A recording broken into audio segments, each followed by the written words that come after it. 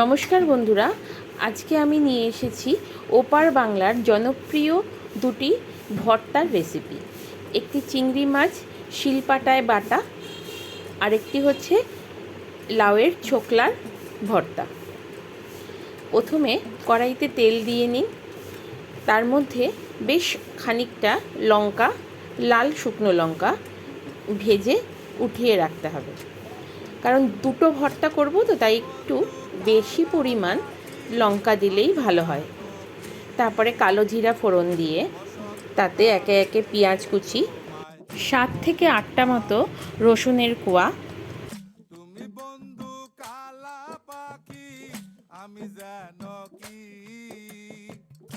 পেঁয়াজে একটু রং এসে গেলেই টমেটো দিয়ে দিন, তাতে নুন আর চিংড়ি মাছ দিয়ে আবার ভাজতে থাকুন। এর খানিক বাদে খানিকটা হলুদ দিয়ে আবার ভালো করে একদম কষা কষা করে ভেজে নিতে হবে। তারপর একটি শিলপাটায় দিয়ে একটু ঠান্ডা হলে অবশ্যই এটাকে ভালো করে বেটে নিতে হবে। বাটা হয়ে গেলে একটু কাঁচা তেল দিয়ে আবার ভালো করে মেখে নিতে হবে। এইবারে রেডি হয়ে গেল আমাদের চিংড়ির ভর্তা। এবারে আমরা চলে যাব লাউয়ের চোকলার ভর্তাতে। প্রথমে একটি মিক্সিং বোলের মধ্যে লাউয়ের চোকলা সাথে খানিকটা পেঁয়াজ আর টমেটো দিয়ে আগে একটা পেস্ট করে নেব।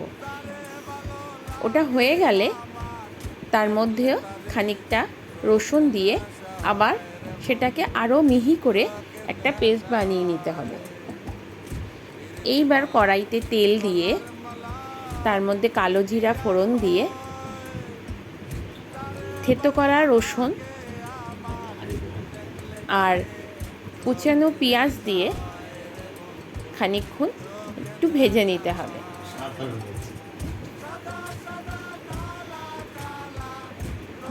ভাজা হয়ে গেলে